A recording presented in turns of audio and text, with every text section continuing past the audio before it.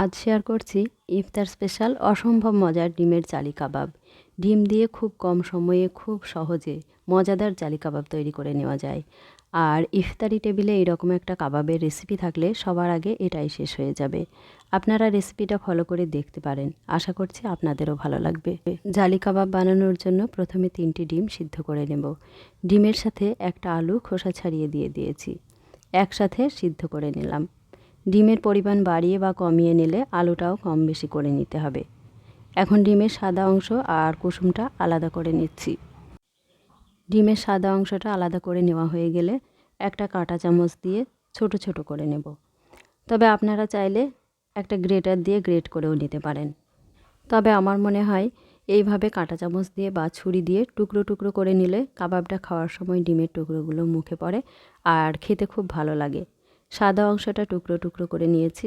এখন ডিমের কুসুমটাও কাঁটা চামচ দিয়ে ভেঙে নিচ্ছি। এরপর যে আলুটা সিদ্ধ করে নিয়েছি ওটাও গ্রেট করে নিচ্ছি। এখন এর সাথে একটু ধনেপাতা কুচি দিয়ে দিলাম। এরপর 1 চা চামচ জিরে গুঁড়ো, 1 চা চামচ ধনে গুঁড়ো, 1 চা চামচ লাল লঙ্কার গুঁড়ো আর একটু পেঁয়াজ বেরেস্তা দিয়ে দিলাম। এই পেঁয়াজ বেরেস্তাটা অবশ্যই দেওয়ার চেষ্টা করবেন, এতে করে কাবাবগুলো বানিয়ে ফ্রিজে স্টোর করেও রাখতে পারবেন। 1/2 চা চামচ গরম মশলার গুঁড়ো আর বেসন দিয়ে মেখে নিচ্ছি। এখানে 1/4 কাপ বেসন ব্যবহার করেছি। বেসনটা শুকনো খোলায় একটু ভেজে নিয়েছি, এতে করে বেসনের যে কাঁচা গন্ধটা থাকে ওটা থাকবে না। আপনারাও চেষ্টা করবেন এইভাবে বেসনটা একটু ভেজে নেওয়ার, তাহলে কাবাব থেকে খুব সুন্দর একটা স্মেল আসবে। এখন এখানে দিয়ে দিচ্ছি 1.5 চা চামচ বা স্বাদ মতো লবণ। লবণটা আগে দিতে ভুলে গিয়েছিলাম। এখন লবণটা ভালো করে মিশিয়ে নিতে হবে। কাবাবের মিশ্রণটা একটু ঝরঝরে লাগছে, তাই হাতে করে অল্প অল্প করে জল ছিটিয়ে দিলাম। তবে জলটা একবারে বেশি করে দেওয়া যাবে না, অল্প অল্প করে দিয়ে মিশিয়ে নিতে হবে। তারপর কাবাবের শেপ দেওয়া যাবে কিনা একটু চেক করে নিলাম। কাবাব বানানোর জন্য একদম রেডি হয়ে গেছে। এখন কাবাবগুলো তৈরি করে নিচ্ছি। প্রথমে হাত দিয়ে গোল করে নেব, তারপর একটু চ্যাপ্টা করে কাবাবের শেপ দিয়ে নেব।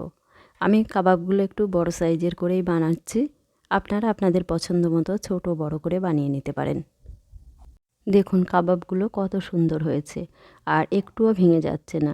কাবাবগুলো এই পর্যায়ে ফ্রিজে স্টোর করে 2-1 দিন রেখে দিতে পারেন, বা সকালে বানিয়ে রেখে দিলেন, ইফতারের কিছুক্ষণ আগে তেলে ভেজে নিলেই জালি কাবাব রেডি। এখন একটা বলে একটা ডিম ভেঙে নিয়েছি আর ডিমের সাথে সামান্য একটু সাদা গোলমরিচ গুঁড়ো আর সামান্য একটু লবণ দিয়ে ভালো করে ফেটিয়ে নিলাম। এখন কাবাবগুলো ডিমের গোলায় ভালো করে কোট করে নিলাম, তারপর গরম তেলে ছেড়ে দিলাম। কাবাবগুলো ভাজার জন্য আগে থেকেই তেলটা গরম করতে বসিয়ে দিয়েছিলাম। কাবাবটা তেলে ছাড়ার পর হাত দিয়ে ডিমের গোলাটা এইভাবে কাবাবের উপর ছড়িয়ে দিলাম। জালি কাবাবের উপর যে জালি ভাব থাকে, এইভাবে জালিটা ক্রিয়েট হয়ে গেল। কাবাবগুলো ভাজার আগে তেলটা হাই ফ্লেমে গরম করে নিয়েছি, তারপর ফ্লেমটা মিডিয়াম করে দিয়ে কাবাবগুলো ভেজে নিচ্ছি। লো ফ্লেমে ভাজলে কিন্তু কাবাবের জালিগুলো ভালোভাবে ক্রিয়েট হবে না, এটা খেয়াল রাখতে হবে। কাবাবের 2 পিঠ গোল্ডেন কালার করে ভেজে তুলে নিয়েছি। একইভাবে বাকি কাবাবগুলোও ভেজে নিতে হবে। আর এই কাবাবের ডিম আলু যেহেতু আগে থেকেই সিদ্ধ হয়ে আছে, তাই খুব বেশি সময় ধরে ভাজারও প্রয়োজন হবে না। প্রথমে একটা কাবাব ভেজে চেক করে নিতে হবে, এবারে 2-3টি করে ভেজে নিতে পারেন। আর এই কাবাবের উপর এতটা করে জালি না করলেও কিন্তু কাবাবগুলো খেতে বেশ ভালো লাগে। তবে জালি কাবাবের স্বাদ নর্মাল কাবাবের চাইতে বহুগুণ বেশি হয়। আর এই কাবাবগুলো দেখে একদম চিকেন কাবাবের মতো লাগছে। আর দেখতে যেমন চিকেন কাবাবের মতো লাগছে, খেতেও কিন্তু চিকেন কাবাবের চাইতে কোনো অংশে কম নয়। এখন তো রমজান মাস চলছে, ইফতার টেবিলে এইরকম স্ন্যাক্স রেসিপি রাখতেই পারেন, সবাই তৃপ্তি করে খেয়ে নেবে।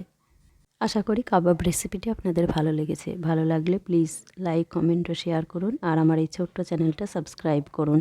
সবাইকে অসংখ্য ধন্যবাদ।